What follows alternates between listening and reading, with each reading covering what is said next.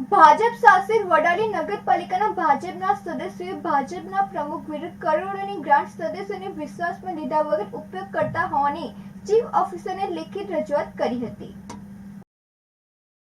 સરકાર તરફથી મળતી ગ્રાન્ટમાં સદસ્યોને વિશ્વાસમાં લીધા વિના ગ્રાન્ટનો ઉપયોગ પ્રમુખ કરી રહ્યા હોવાની ચીફ ઓફિસરને લેખિત રજૂઆત કરી વિરોધ દર્શાવ્યો હતો, જેમાં સદસ્યોને અંધકારમાં રાખી ગ્રાન્ટનો ઉપયોગ કરતા મોટા ભાગના વિસ્તારો વિકાસથી વંચિત હોવાના આક્ષેપ કરાયા છે।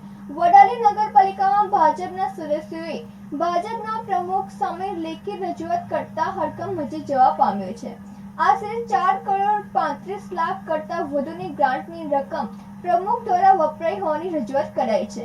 ભાજપ શાસિત વડાલી નગરપાલિકાના મોટા ભાગના ભાજપની સદસ્યોએ રજૂઆત કરતા જિલ્લાનું રાજકારણ ગરમાયું છે।